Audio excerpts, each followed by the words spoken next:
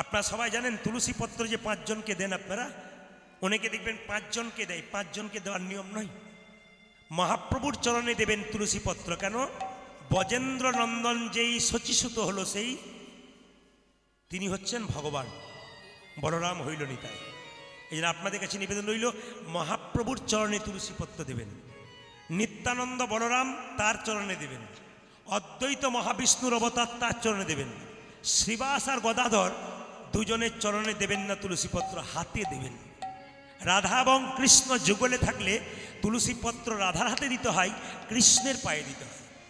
কোনো কোনো মতামত বলছে ভগবানের চরণে 3টি তুলসী পত্র দিতে হয়, একটি ডান পায়ে, একটা বাঁ পায়ে, একটা মাঝখানে। কেন না, ভগবান যখন বামন অবতার ধারণ করেছিল মাঝখান থেকে একটা নাভিকুণ্ড থেকে পা বের করেছিল, ওই জন্য ওই চরণটাকে লক্ষ্য করে অনেকেই কিন্তু মাঝখানে একটা করে কি দেয়, তুলসী পত্র দেয়। আপনাদের কাছে নিবেদন রইল আজকে কীর্তনের মাধ্যমে প্রশ্ন আর উত্তর দেবো, মানে লীলার মাধ্যমে প্রশ্ন উত্তর। দেখুন, খড়গপুরের পাশে একটা গ্রাম ছিল, সেই গ্রামটার নাম হচ্ছে ধারেন্দা গ্রাম। সেই ধারেন্দা গ্রামে দুজন স্বামী স্ত্রী বাস করত। স্বামীর নাম কৃষ্ণমণ্ডল, স্ত্রীর নাম দুরিকা দেবী। আমি কিছুক্ষণ পর জিজ্ঞেস করব, স্বামীর নাম কি মণ্ডল বললাম, জোরে বলুন। কৃষ্ণমণ্ডল। স্ত্রীর নাম কি বললাম মা? দুরিকা দেবী। স্বামী স্ত্রীর মধ্যে অভাব থাক, কিন্তু প্রেম যেন অটুট থাক। এই দিকে তাকাবেন। স্বামী স্ত্রীর সম্পর্কটা কেমন, আমার দিকে তাকাবেন। হাত এবং চোখের মতো। যারা জ্ঞানীজন আছেন, গুণীজন আছেন, কীর্তন যারা শোনেন, আমি আপনাদের কাছে বারবার নিবেদন রাখতে চাই, আমি শুধু দক্ষিণ 24 পরগনা নেই, আমি প্রত্যেকটি জেলায় জেলায় আছি, রাজ্যে আছি, আগামীতে আমি বিদেশে যাব, প্রচুর আমার অফার আছে। তা আপনাদের সামনে নিবেদন রইল, আমি এই কয়েকদিন আগে যিনি কেন্দ্রীয় প্রতিমন্ত্রী কেন্দ্র থেকে এসেছিলেন, তার নাম প্রতিমা পরমাণিক, তার ত্রিপুরাতে বাড়ি। তিনি ওখান থেকে ফোন করলেন, প্রদীপবাবু কীর্তন কিন্তু আমার বাড়িতে 2টি করতে হবে। উনি নিজে এসে কীর্তন আসরে শুনে গেলেন, তারপর আবার ফ্লাইটে আবার দিল্লি চলে গেলেন। যিনি আমাদের আরেকজন আছে কোচবিহারের, কি জনের নাম, একজন আছে রেলমন্ত্রী ছিলেন উনি, তো উনি আমাকে ফোন করেছিলেন। তো উনি বললেন যে প্রদীপবাবু আমার গ্রামে আপনাকে গান করতে হবে। তো বিভিন্ন মন্ত্রী মহোদয় যারা আছেন, বিভিন্ন পদে আছেন, তারা ভগবানকে ভালোবাসেন, তার প্রমাণ কিন্তু প্রতি পদে পদে দেন। আমি প্রতিটি জায়গায় গান করে আসি। বোম্বে গিয়েছিলাম, আপনারা চমকে যাবেন, বোম্বের মাটিতে বেলা দুপুর 2টো থেকে গান হচ্ছিল। চতুর্মাসের দিনে দুপুরে গরমে যে মেয়েরা এসি ছাড়া থাকতে পারে না, চমকে যাবেন। 10,000 লোক ভেতরে, 10,000 লোক বাইরে, এত গরম গরম হাওয়া, তবু চুপচাপ বসে বসে কীর্তন শুনছি। আমি হায়দ্রাবাদ গিয়েছিলাম, বিরাট একটা ফুটবল মাঠ, স্টেডিয়াম, সেখানে 35,000 মানুষ স্টপ, রাত্রিবেলায় গান হচ্ছিল। গতবার আমি গিয়েছিলাম। ব্যাঙ্গালোর গিয়েছিলাম 2 দিন, তার মধ্যে বৃষ্টি হয়ে গিয়েছিল একদিন, আবানাগায় হচ্ছে অফার দিয়েছিল, কিন্তু আমি যেতে পারিনি। ত্রিপুরা আমি 7-8 বার গেলাম এই নিয়ে। পরবর্তী ক্ষেত্রে আমার বাংলাদেশ এবং আমেরিকার কানাডা এগুলো থেকে, আন্দামান দ্বীপপুঞ্জ থেকে প্রচুর চাপ আছে মানুষের কাছে ভক্তির জায়গায় পৌঁছানোর জন্যে। বারবার আহ্বান করছেন। আপনি দ্বীপের মধ্যে, জলের মধ্যে দেখবেন প্রচুর দ্বীপ আছে, দ্বীপে দ্বীপে আপনার প্রচুর ভক্ত টিভি দেখে না, শুধু আপনার কীর্তনগুলো শুনছে। এদেরকে কিছু বলে যান যেন এরা কিছু করতে পারে। তা আপনাদের কাছে নিবেদন রইল, কীর্তনের মধ্যে একটা একটা করে শিক্ষা আছে। দুরিকা দেবী কৃষ্ণমণ্ডল কৃষ্ণ ভজন করে, কিন্তু একদিন কৃষ্ণমণ্ডল কৃষ্ণকে কোলে নিয়ে মায়েরা এক জায়গা থেকে এক জায়গায় নামাতে যাবে, আর কৃষ্ণের পাটা ভেঙে গেল। বলুন আপনারা এখানে যারা বসে আছেন, ভগবানের মূর্তি যদি ভেঙে যায় বা ফেটে যায়, তবে সেই মূর্তি কি ব্যবহার করা যায়? জোরে বলুন হ্যাঁ না না। আপনারা বলছেন যাই, কিন্তু বিভিন্ন জায়গায় দেখতে পাচ্ছি আমরা পড়াশুনো করে, যে মূর্তি যদি ফেটে যায় বা ভেঙে যায়, সেই মূর্তিকে চেঞ্জ করে নতুন মূর্তি আনতে হয়। বলে দিই, আমি আপনার সমাধানটা করে দেব। কিন্তু রামকৃষ্ণ পরমহংসদেব বলে দিলেন যত মত তত পথ। আপনাদের সামনে দক্ষিণেশ্বর আছেন, এদিকে তাকাবেন। অনেকে দেখবেন ভাঙা মূর্তি পুজো করে না, মূর্তি ভেঙে গেলে ফেটে গেলে পুজো করে না।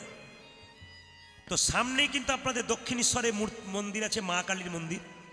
দেখবেন তার মন্দিরের পাশেই দেখবেন রাধাকৃষ্ণের মূর্তি আছে, ওখানে পুজো হয়, তারপর কালী পুজো হয়। তো ওইখানে একদিন রানী রাসমণি রাধাকৃষ্ণকে তুলতে গিয়ে কৃষ্ণের পাটা ভেঙে গিয়েছিল। সঙ্গে সঙ্গে রানী রাসমণি বলল, ভাঙা মূর্তি তো রাখা যাবে না, এই মূর্তিটাকে গঙ্গার জলে ফেলে দিই।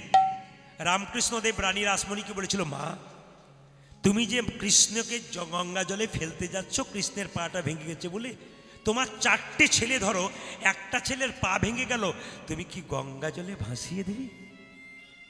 রানী রাসমণি সেদিন থেকে বলল, না রে, ঠাকুর যা বলেছে খুব দামি কথা বলেছে। সেই ঠাকুরের কথা এখনো পর্যন্ত, ঠাকুর পাটা জুড়িয়ে দিয়েছিল কৃষ্ণের, আর সেই কৃষ্ণ পুজো এখনো পর্যন্ত দক্ষিণেশ্বরে হচ্ছে, আপনারা দেখে আসবেন। তো কৃষ্ণমণ্ডল আর দুরিকা দেবী বাড়িতে আছে, মা কৃষ্ণ ভজন করে, কিন্তু এত অভাব, একবেলা খেতে পায়, একবেলা খেতে পায় না।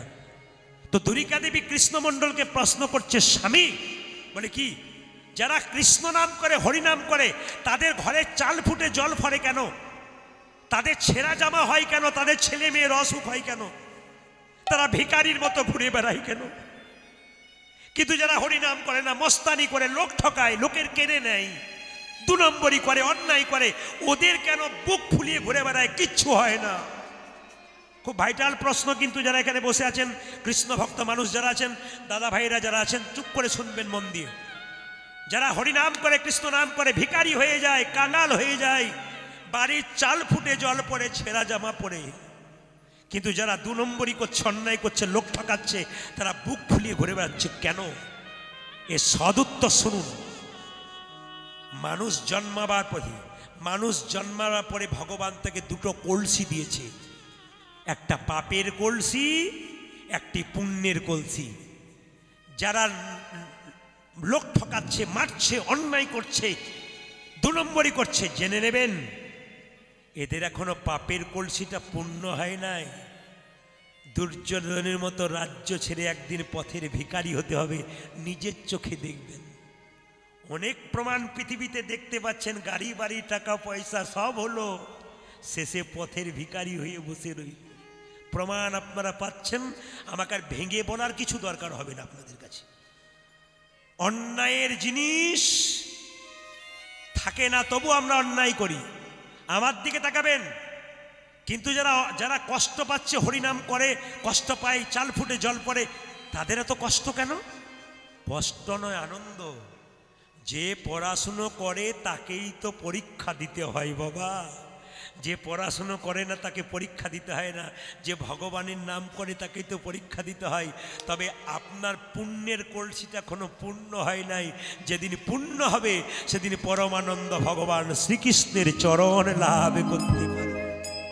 কৃষ্ণমণ্ডলকে দুরিকা দেবী বলছে, স্বামী, তোমার বন্ধু নাকি কৃষ্ণ দ্বারকার রাজা, তার কাছে একবার যাও, অভাবের কথা বলো। কৃষ্ণমণ্ডল সঙ্গে সঙ্গে বলে উঠলো, শোনো দুরিকা, তোমার সঙ্গে সব জায়গায় মিল আছে, ওই জায়গায় মিল হয় না। বলে কেন? ভগবানের কাছে চাইতে নেই গো। যে চাই সে অল্প পাই, আর যে চাই না এত পাই, ভাবতে পারে না। কৃষ্ণর কাছে সুদামা গিয়েছিল, কদিন ছিল জানেন? 10 দিন ছিল। তো কৃষ্ণ বারবার চেষ্টা করেছিল সুদামার কাছে বার করবার, সুদামা তুই কেমন আছিস, ভালো আছিস তো, তোর স্ত্রী ভালো আছে তো, বাড়িঘর ঠিক আছে তো? সুদামা বারবার বলেছে যে, আরে বাবা, আমি যা ছিলাম তোকে পেয়ে তো আমি আরো ভালো আছি, দারুণ আনন্দে আছি। একবারও সুদামা বলছে না আমার স্ত্রী ভিখারিনী হয়েছে, আমার ঘরে জল পড়ে, আমার বড় অভাব, একবেলা খেতে একবারও বলছে না। আর আমরা মন্দিরে গিয়ে ভগবানের কাছে এত পাচ্ছি, তাও বলছি আরো দাও, আরো দাও, আরো দাও। সুদামার কাছ থেকে শিখে নিন কি শিক্ষা দিচ্ছে। একবারও গোবিন্দকে বললো না আমার এত অভাব, আমার স্ত্রী ভিখারির মতো ঘুরে বেড়াই।